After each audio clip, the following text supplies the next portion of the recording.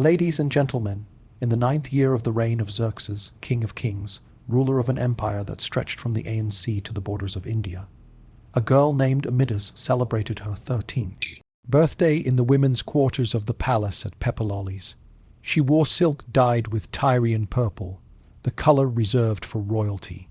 Gold bands circled her wrists and ankles. Her dark hair had been arranged by palace servants into elaborate braids decorated with pearls brought from the Persian Gulf. She looked by every external measure like what she was, a princess of the most powerful empire on earth, daughter of the great king himself, blessed with every luxury and privilege that royal birth could provide. But Amytas was not celebrating. She sat on cushions in her chamber, hands trembling in her lap, trying to control her breathing, while her mother, one of Xerxes' secondary wives, applied cosmetics to her face with a precision that suggested ritual rather than beauty. Kohl around the eyes, carefully drawn to make them seem larger. Rouge on the lips and cheeks to create the appearance of health and excitement. Perfumed oil on her neck and wrists, the scent heavy and cloying, making Amytas feel slightly sick. Her mother worked in silence, her own hands shaking slightly, her face carefully neutral in the way that palace women learn to maintain when experiencing emotions they dared not express. When the cosmetics were complete, her mother stepped back and looked at Amytas with eyes that seemed to be memorizing every detail. Then she spoke, her voice barely above a whisper, the words coming slowly as if each one required physical effort to produce. "Tonight, your father will summon you. You will go to his chambers. You will do whatever he requires. You will show no fear, no resistance, no emotion except gratitude for his attention. Do you understand what I'm telling you?" Amytas nodded, though she didn't fully understand, though her body knew something terrible was approaching, even if her mind couldn't yet grasp what her mother's words actually meant. She had grown up in the palace, had seen how the Harem women lived, had understood in the abstract that they existed to serve her father's pleasure. But she was his daughter. Surely that made her different. Surely that protected her from the uses to which other women were put. Surely her father saw her as a child, not as another body available for his consumption. Her mother saw the confusion and the dawning horror in Amytas's face, and something in her own expression cracked for just a moment before she regained control. "You are the king's daughter," she said, her voice now utterly flat, drained of all feeling. "But you are also the king's property. Your body belongs to him. Your life belongs to him. Your purpose is whatever he decides it to be. He brought you into this world. He can use you however he wishes. That is the reality you must accept if you want to survive what comes next." Before Amytas could respond, before she could ask the questions that were forming in her throat, but that seemed terrible to speak aloud, the chamber door opened and a eunuch entered. He was one of the senior eunuchs, a man Amytas had known her entire life, who had sometimes brought her gifts on festival days when she was younger, but now he looked at her with eyes that held no warmth, no recognition of their previous relationship, only the flat assessment of someone evaluating property for fitness. "Purpose, the king summons his daughter, Amytas," the eunuch said, his high voice carrying no emotion. "She will come immediately. Her mother will not accompany her. She will not speak unless the king addresses her directly. She will obey all commands without hesitation. These instructions are clear." Amytas stood on legs that felt disconnected from her body, looking one last time at her mother, who could not meet her eyes, could not offer comfort or protection, could only watch as her 13-year-old daughter was taken to serve the king, who was simultaneously her father and her master. The eunuch gestured toward the door, and Amytas followed, because refusing was unthinkable, because her entire life had taught her that obedience was the only possible response to royal command, because some part of her still couldn't quite believe what was about to happen, and hoped desperately that she had misunderstood her mother's warning. But she had not misunderstood. what happened to Amytas that night in her father's chambers, what Xerxes did to his own 13-year-old daughter in acts that he understood as demonstrations of his absolute power and divine right, was something that she would never speak of to anyone for the rest of her life, something that would mark her so deeply that even decades later, when she was an old woman living in obscurity in a remote corner of the empire, she would sometimes wake from nightmares, reliving that first night and all the nights that followed. But before I tell you the full horror of what Xerxes did to Amytas and to his other daughters, before I reveal the systematic way he used his own children as instruments for his pleasure and his political purposes, before I explain how this practice was not hidden or secret, but was known throughout the empire and was accepted as normal by a society that had granted kings god-like authority over everyone, including their own families, I need to tell you who Xerxes was, how he came to power, what kind of man could treat his daughters this way, and how the Persian system created conditions where such actions seem not monstrous but natural to those in power. Subscribe to this channel right now, because what you're about to learn goes beyond ancient history into territory that reveals how absolute power corrupts absolutely, how societies can normalize the unspeakable when it serves the interests of elites, how family bonds mean nothing when power dynamics are extreme enough. This is not a story about a single monster, but about a system that produced monsters and called them gods. Hit that subscribe button and tell me in the comments what you know about Xerxes in ancient Persia, because I guarantee what you're about to discover will shock you, even if you think you know this history. Now, let me take you back to how Xerxes became the man who would use his daughters the way other men used palace slaves, and how Persian culture created the framework that made such actions possible.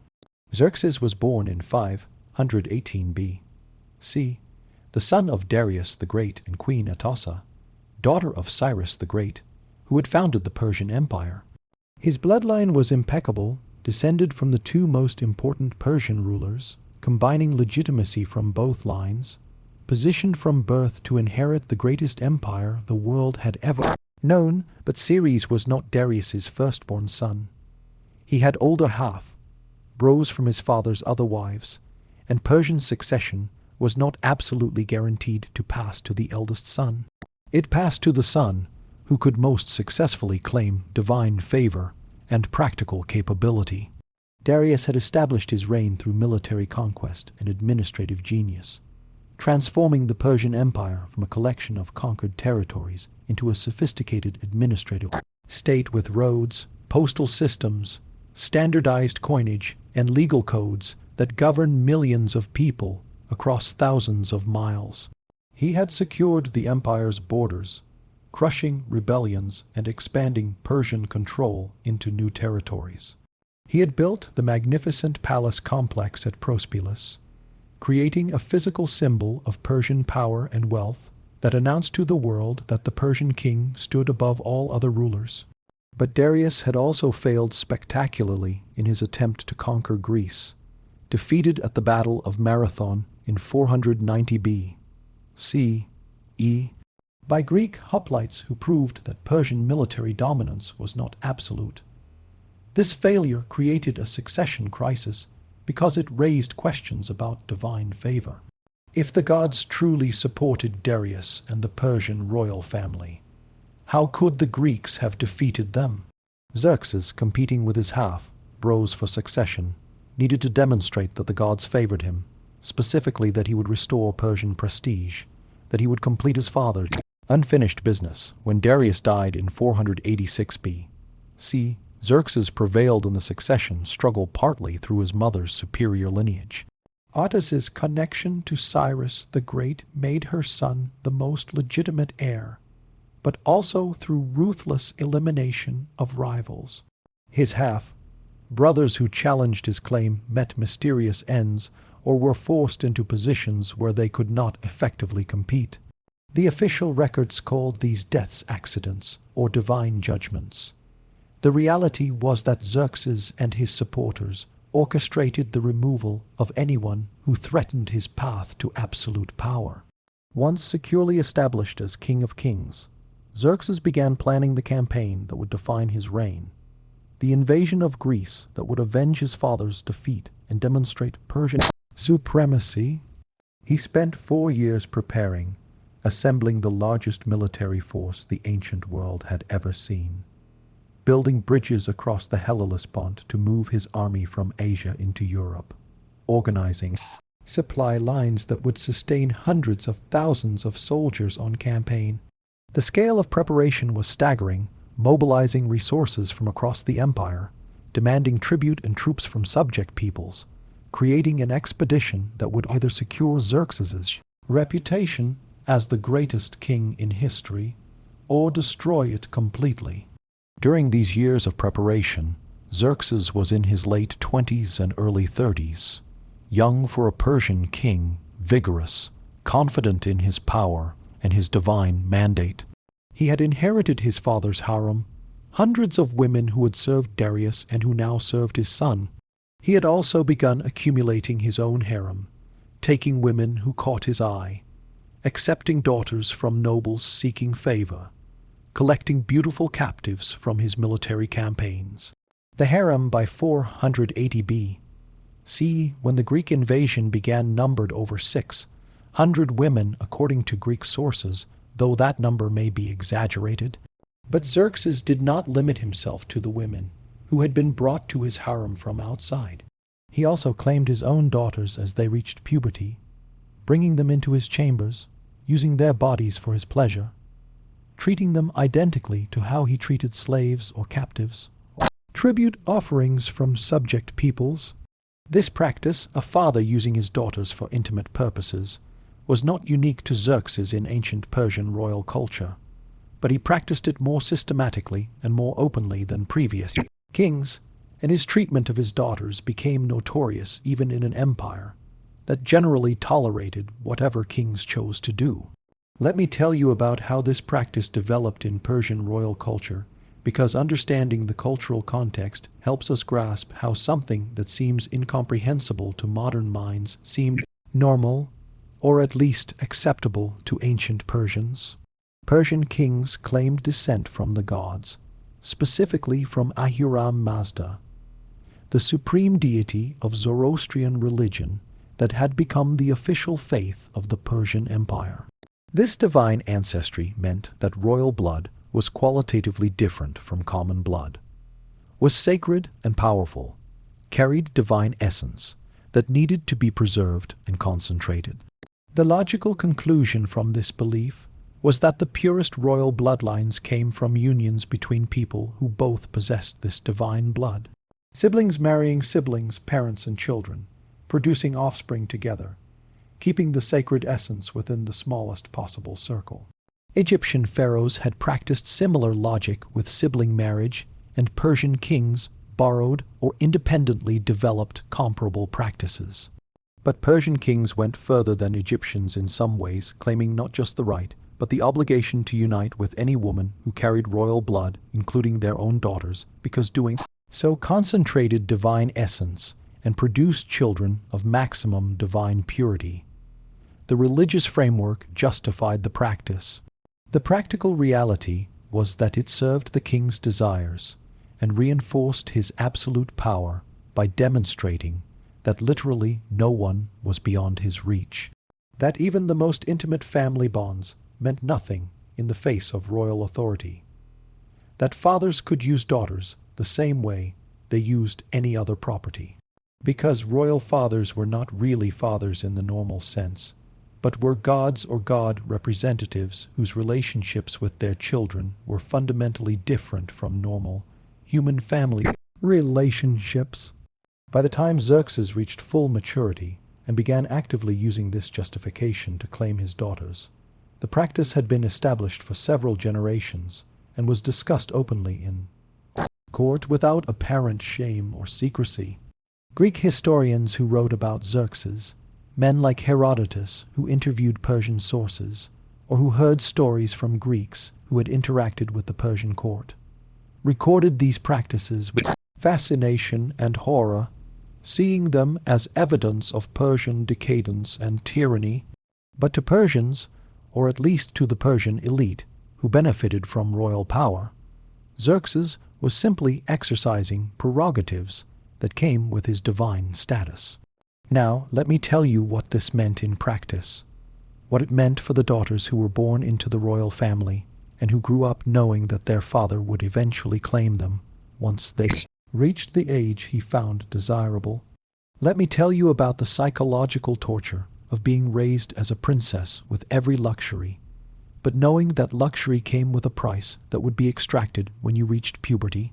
Xerxes had numerous daughters from his various wives and concubines. The sources don't agree on exact numbers, but suggest he had at least 15 daughters who survived infancy and reached adolescence. These girls were raised in the women's quarters of the palace, educated by tutors in reading and writing, trained in music and dance, taught to manage servants and conduct themselves with dignity appropriate to their royal status. They wore the finest clothing. They ate the best food. They were protected from every hardship that ordinary Persian children faced. They lived in luxury that most people in the empire couldn't imagine. But they also grew up watching older daughters disappear from the women's quarters when they reached puberty, taken to their father's chambers, returning hours or days later with something broken in their eyes, never speaking about what had happened, but carrying themselves differently afterward, as if they had learned something about the world and about their place in it that had destroyed some essential innocence. The younger daughters watched this pattern repeat, saw their older sisters transform from girls into something else, understood without being told explicitly that the same transformation awaited them. Some mothers tried to protect their daughters by preparing them psychologically, explaining in careful language what would be required, teaching them to dissociate during the experience, giving them herbs that would dull sensation or awareness. Other mothers said nothing, hoping perhaps that ignorance would somehow make the experience less traumatic, or simply unable to find words for what their daughters would experience. But regardless of whether mothers tried to prepare their daughters or remained silent, the daughters knew. They saw the patterns. They understood what was coming. The day a daughter was first summoned by Xerxes followed a ritual pattern. She would be bathed elaborately by female servants, her body scrubbed until skin glowed, every trace of body hair removed, perfumed oils applied liberally. Her hair would be arranged in styles that the king preferred. Cosmetics would be applied to make her appear older and more developed than her actual age. She would be dressed in clothing that revealed more than it concealed. Then a eunuch would come to collect her, and she would be taken through the palace corridors to the king's private chambers, knowing that her childhood was ending, that what happened next would define her relationship with her father for the rest of her life. What happened in those chambers varied depending on the king's mood and the particular daughter involved. But the fundamental reality was always the same.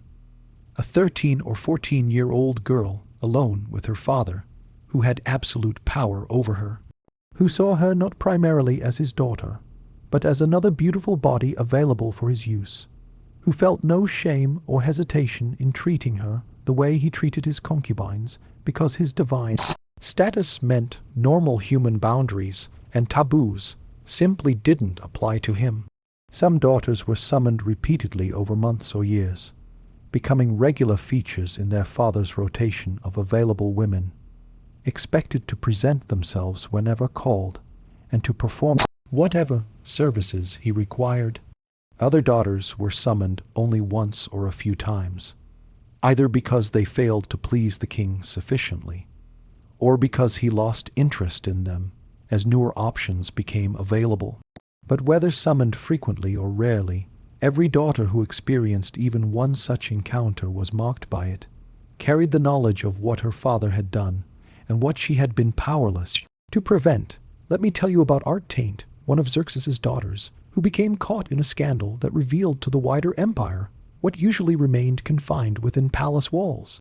Her story, recorded by Herodotus and other Greek historians, illustrates both how these practices operated and what happened when they became too visible or when they threatened the stability of royal power.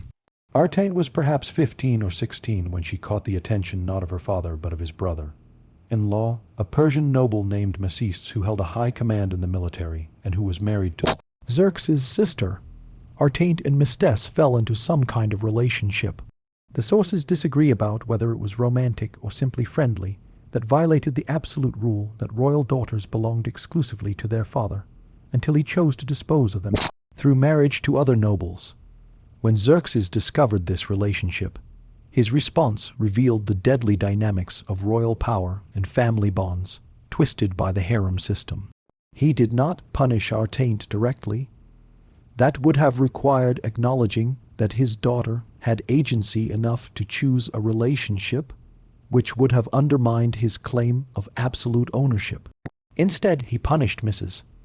as his wife, his own sister, having her mutilated in ways that ancient sources describe with horror. Her breasts and nose and ears cut off, her tongue removed, her body destroyed as punishment for her husband's transgression, and as a warning about what happened when anyone interfered with the king's property. As for Artane herself, she disappeared from the historical record after this incident. Whether she was executed, imprisoned, married off to remove her from the court, or simply continued living in the harem under stricter supervision, the sources don't specify. But her disappearance demonstrates that even being the king's daughter provided no real protection when royal power felt threatened. That family connection meant nothing when set against the king's determination to maintain absolute control over everyone, including his children. The mutilation of Sis's wife while Art vanished reveals the fundamental principle of Xerxes' treatment of his family. Men who crossed him were punished through the women connected to them, and women who crossed him simply ceased to exist in ways that left no visible record. The system was designed to terrify without creating martyrs, to punish without generating sympathy, to maintain control through demonstrated willingness to destroy anyone regardless of family bonds or previous favor. Now, let me tell you about what happened during Xerxes' Greek campaign. Because this military expedition created circumstances where his treatment of his daughters became even more systematic and more instrumental, as he used them as tools for maintaining army morale and for rewarding loyal commanders. The invasion of Greece that Xerxes launched in 480 B.C. was the largest military expedition the ancient world had ever seen. Ancient sources claim he brought over 1 million soldiers, though modern historians consider that number exaggerated and estimate the actual force at perhaps 200,000 or more. Regardless of the exact count, this was an enormous army drawn from dozens of ethnic groups across the empire, requiring complex logistics and constant attention to morale and unity. Xerxes brought his harem with him on campaign. Not all 600 women, that would have been impossible logistically, but several dozen of his favorites and significantly several of his daughters. The sources specifically mention that royal princesses accompanied the army, traveling in covered wagons guarded by eunuchs, maintained in the luxury and isolation appropriate to their status, even while on military campaign. The official explanation for bringing these women was that the king needed access to comfort and pleasure even during war, that his divine status required him to maintain his usual lifestyle regardless of circumstances. But there was also a practical political purpose. The women, particularly the daughters, could be used as rewards or incentives for commanders who performed well or who needed to be bound more tightly to Xerxes' interests. When a general won an important victory or accomplished a difficult objective, Xerxes would sometimes reward him by allowing him to marry one of the royal princesses who traveled with the army. This was an enormous honor. Marriage to a king's daughter elevated a man's status dramatically, connected him to the royal family, gave his children royal blood that could potentially be leveraged for power. But it also meant that Xerxes' daughters were being distributed as political tools, married off to men decades older than themselves, sent away from the only life they had known to live with strangers who had been given them as rewards for service to their father. For the daughters, these marriages meant escape from their father's chamber, but also meant being given to men who understood them as prizes rather than as people, who had been rewarded with their bodies and their reproductive capacity, who would use them for pleasure and for producing children who could claim some royal blood. The daughters had no choice in these marriages, no ability to refuse or negotiate. They were simply informed that they had been given to a particular commander and that they would now be his wife. And they were expected to accept this decision with gratitude for being used in ways that served the empire's interests. Let me tell you about one specific case that illuminates this practice. A general named Megabus distinguished himself during the invasion, commanding forces with skill and demonstrating loyalty during periods when other commanders wavered. Xerxes rewarded Megabusus by giving him the princess Amytas. Not the same Amytas I described at the opening, but another daughter bearing that name, perhaps 14 or 15 years old when the marriage was arranged. The marriage was celebrated with elaborate ceremony during a pause in the campaign. Amytas was dressed in bridal finery, paraded before assembled troops as visual demonstration of the rewards that came from serving the king well, then handed over to Megabuus, who was twice her age, and who she had met perhaps once or twice before the wedding. She traveled with him thereafter as his wife, bearing him children in subsequent years, living apparently successfully within the constraints of this arranged marriage.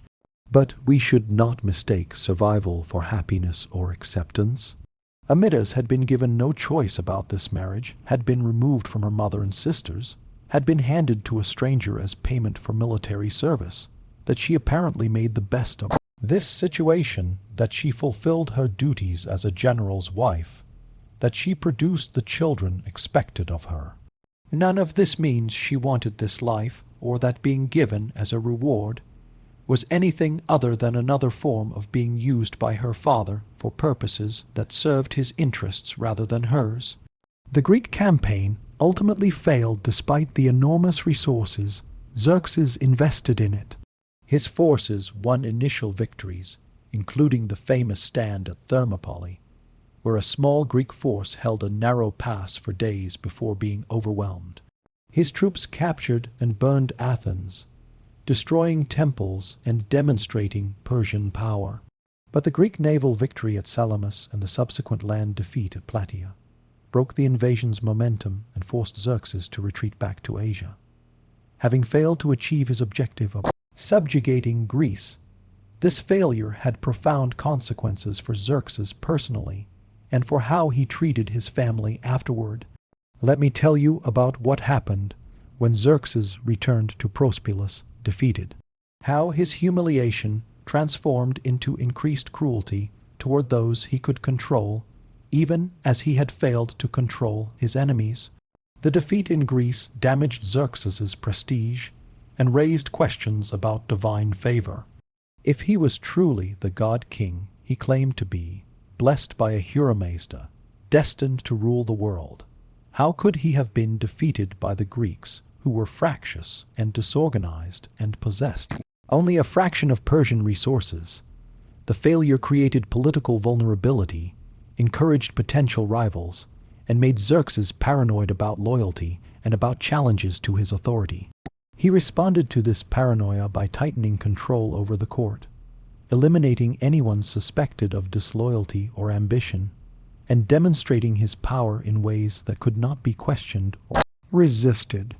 His harem became a primary arena for these demonstrations because exerting total control over women who could not resist was one way to reassure himself that he still possessed absolute power, even if he had failed to exercise that power successfully against external enemies. His daughters bore the brunt of this increased need for control and domination. Those who had traveled with him on campaign and who had not been married off as rewards were summoned more frequently to his chambers after the return to Persia. New daughters who reached puberty during or after the Greek campaign were initiated earlier and more brutally than previous daughters had been. The king's use of his daughters became more systematic and more openly discussed in the court, as if Xerxes was daring anyone to question his right to do as he wished with his own family. But I need to tell you about another daughter, one whose story reveals the full horror of how Xerxes' treatment of his children combined familial power with political calculation in ways that destroyed lives while serving what he considered state interests. Her name was a mistress, again a common royal name that appears for multiple women, and she was perhaps 12 years old when Xerxes decided to use her in a scheme that would demonstrate both his creativity in political manipulation and his complete disregard for his daughter's well-being. There was a Persian noble named Artabanes who commanded the royal bodyguard and who had enormous influence at court because he controlled access to the king and because he commanded the troops who physically protected royal power. Artabanes was loyal and competent, but Xerxes worried about what would happen if this loyalty ever wavered. If Artabanes decided to support a rival or to make himself king, the man who controlled the royal bodyguard could kill the king and make it seem like an accident or a defensive response to a match threat. Xerxes decided to bind Artabanes more tightly to royal interests by offering him something that would make betrayal unthinkable. Marriage to the princess Amstress, who was 12, which would make Artabanes the king's son-in-law, and which would give any children from this marriage royal blood that could potentially be leveraged for succession if circumstances changed. This was an enormous honor that Artabanes could not refuse without insulting the king, and it created a bond that made betrayal more complicated because betraying the king would mean destroying his own wife's father. But before giving Amstress to Artabanes in marriage, Xerxes summoned her to his own chambers repeatedly over several months, using her in ways that fathers should not use daughters, impregnating her with his own child. Then, when she was visibly pregnant, he arranged the marriage to Artabanes, presenting this pregnant 12-year-old to his bodyguard commander as a wife, forcing Artabanes to accept a bride who was carrying the king's child, creating a situation where Artabanes would have to raise as his own son a boy who was actually his wife's half-brother and the king's grandson. The political calculation was sophisticated and cruel. Artabanes was now bound to Xerxes through multiple overlapping connections. He was son-in-law. He was raising the king's child as his own. He was deeply complicit in a situation that he could never discuss openly because doing so would acknowledge what the king had done. If Artabanes ever moved against Xerxes, the king could reveal the truth about the child, destroying Artabanes' reputation and legitimacy. If Artabanes remained loyal, he would spend his life raising a child who represented his own humiliation and subordination. For a mistress, the situation was catastrophic. She had been used by her father and then given to a man who would always see her as both a prize from the king and as evidence of his own powerlessness to refuse royal commands. She would bear a child whose parentage was a lie she would have to maintain for life. She would live with a husband who could never truly trust or love her, because she represented his forced complicity in the king's schemes. Her entire life had been orchestrated to serve her father's political interests, and she had no agency in any of it. PRGPSSISSTD for years, and the child, a boy, believing all LRBT out of BBANI, rivals S was his father. Whether Amstress ever told her son the truth, whether Artabanes eventually revealed it, whether the truth remained hidden through Amstress' entire life, the sources don't specify. But the fact that Xerxes was willing to do this to his own 12-year-old daughter to impregnate her and then hand her to another man to maintain political control reveals the absolute depths of how royal power could corrupt family bonds, and how little daughters' well-being mattered when set against political calculation. Now, let me tell you about the succession crisis that occurred after Xerxes' death, because this is where his treatment of his daughters came back to have terrible consequences for the women who had suffered under his rule. What Xerxes had normalized, using daughters as instruments, treating them as property without agency, created precedents that his sons followed, leading to systematic destruction of royal women. During the violent power struggles that followed his assassination, Xerxes ruled for 21 years after the failed Greek invasion from 486 to 465 B.C. The later years of his reign were characterized by building projects. He completed construction at Pipulus, adding elaborate reliefs and structures that celebrated Persian power, and by increasing withdrawal into palace life and harem pleasures. He seems to have lost interest in active military campaigns after the Greek failure, preferring to manage the empire through subordinates, while he focused on personal comfort and on demonstrating his power through control of the court rather than through external conquest. His relationship with his sons became strained during these later years. He had numerous sons from various wives, and they competed for his favor and for positioning as likely heir. The official heir was Darius, his eldest son by Queen Estress, not the daughter Estress, but Xerxes' principal wife who bore the same name. But Xerxes had other sons who believed they had better claims, or who simply wanted power regardless of legitimacy. In 465 B.C., Xerxes was assassinated in his bedchamber by a conspiracy involving Artabanes, the same commander who had been given the 12-year-old pregnant estrus years earlier, and others at court who had decided that Xerxes needed to be removed. The official story was confused and contradictory, with various sources blaming different conspirators, but the result was clear. Xerxes was killed, and a succession crisis immediately erupted as his sons fought to claim the throne. Artaxerxes, one of Xerxes' younger sons, emerged victorious from this struggle, killing his brothers or forcing them into exile, establishing himself as the new King of Kings. And in the process of consolidating power, he systematically eliminated threats to his rule, including threats represented by his own sisters, Xerxes' daughters, who were now women in their 20s and 30s, many married to powerful nobles, some with children who could potentially claim royal blood and challenge Artaxerxes' legitimacy. The massacre that followed was methodical and brutal. Artaxerxes ordered the execution or imprisonment of sisters who were married to men he considered disloyal or potentially dangerous. He forced other sisters to divorce their husbands and to marry men who supported Artaxerxes, using his sisters as rewards for loyalty, exactly as Xerxes had used his daughters. He confiscated property from sisters he suspected of supporting rival brothers. He sent some sisters into internal exile in remote parts of the empire where they could be monitored and prevented from causing trouble. Some of Xerxes' daughters died during this purge. Some disappeared from historical records, their fates unknown but probably terrible. Some survived by making themselves useful to the new king, by betraying their former husbands or their children, by demonstrating loyalty to Artaxerxes at the cost of every other bond and principle. The women who had already been victimized by their father's treatment discovered that their suffering did not end with his death, but continued as they became pawns in their brother's struggle to consolidate power.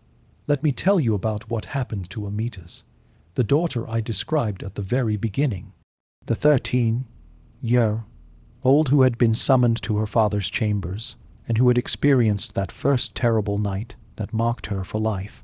She survived Xerxes' assassination and the succession crisis that followed. She was married by Artaxerxes to a Persian noble named Megabyzus.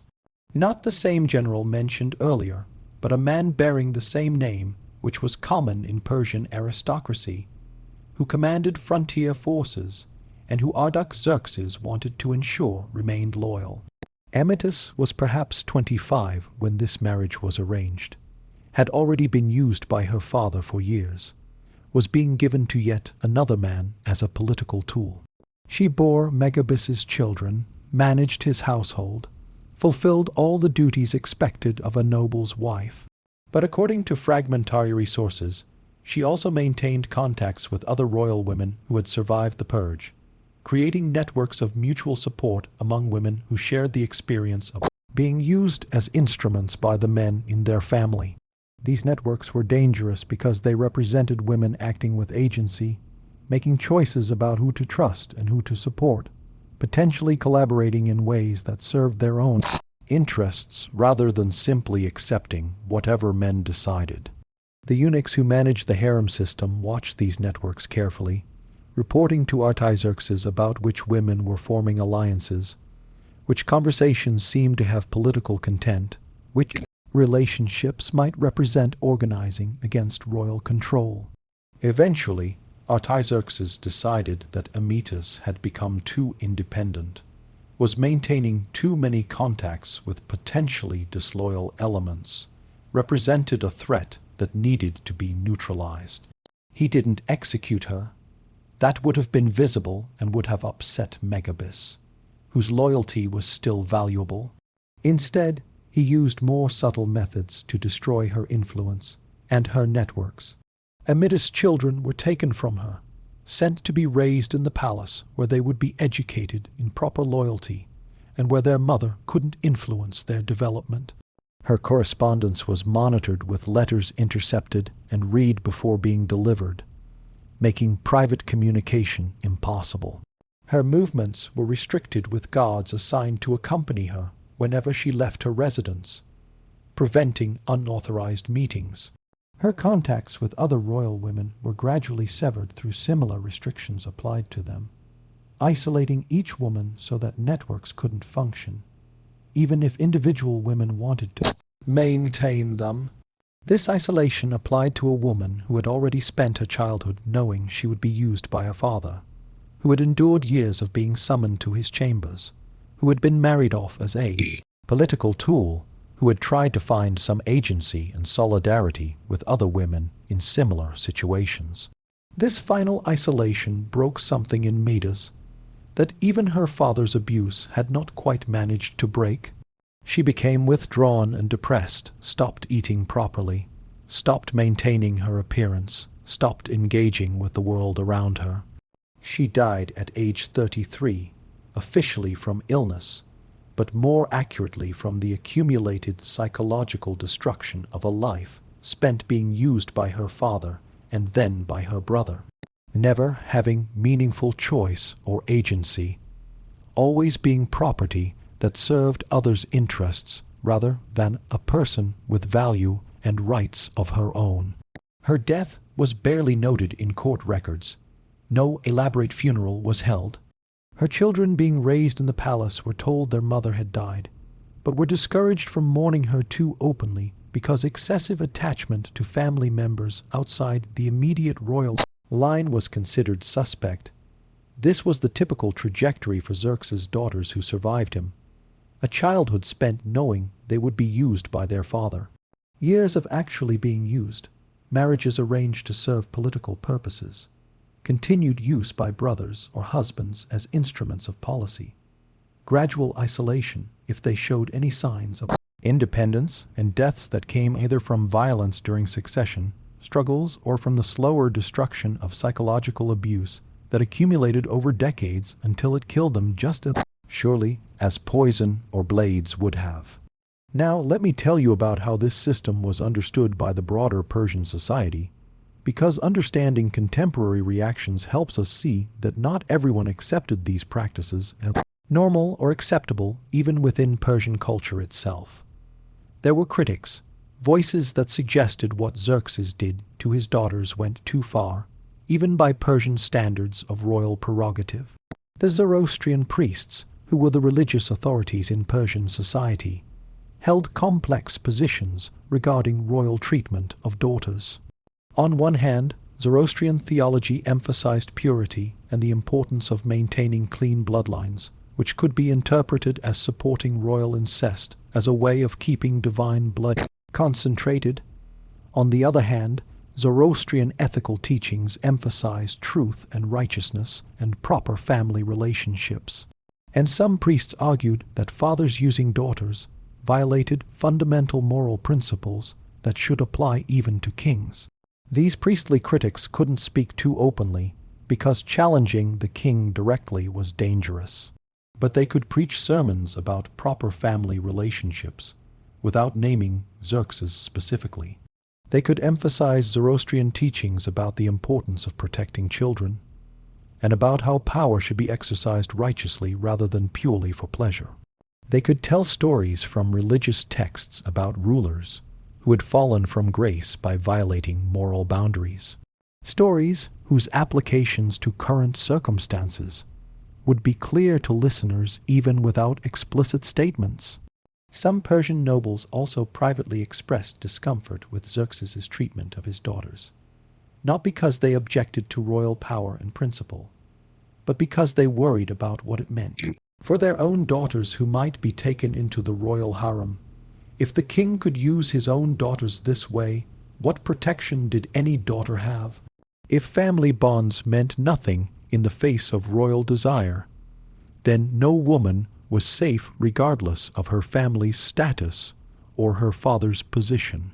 These concerns were expressed very carefully, usually in private conversations among trusted friends, never in writing that could be discovered, never in public forums where they might be reported to the king, but they existed, creating an undercurrent of unease about royal practices, even among the elite who generally benefited from and supported the system that granted kings absolute power. The Greeks who recorded Persian history were far more openly critical, though we should remember that their criticism was shaped by their own cultural biases and by their ongoing conflicts with Persia.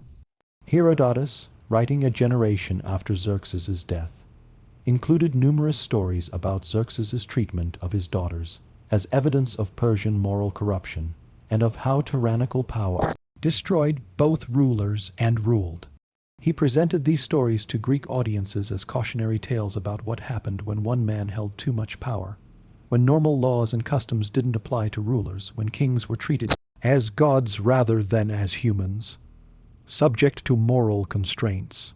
Later, Greek writers elaborated on these criticisms, sometimes exaggerating Persian practices to make them seem even more shocking, but also preserving information about real practices that might otherwise have been lost because Persian records either didn't document these matters or were later destroyed.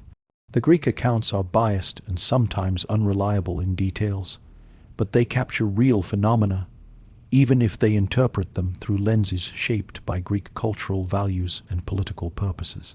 Now, let me tell you about the long-term consequences of Xerxes' practices, how his treatment of his daughters influenced subsequent Persian kings, and how it contributed to patterns of royal behavior that persisted for centuries until the Persian Empire finally fell to Alexander the Great in 330 B.C. Later, Persian kings, observing how Xerxes had used his daughters without facing significant consequences, felt emboldened to follow similar practices. The precedent had been set. Royal daughters could be claimed by their fathers and then distributed to nobles as rewards. This was now simply how royal power operated, was expected and normalized, was written into the structure of court politics and administration. But this normalization also created long-term problems for the dynasty by treating royal women as property without agency, by using daughters instrumentally, by destroying family bonds through abuse and political manipulation. The kings created conditions where loyalty within royal families became impossible. Children couldn't trust their parents, siblings couldn't trust each other. Every relationship was potentially exploitative. Every gesture of affection might hide calculation. Every family gathering might be the prelude to elimination of rivals.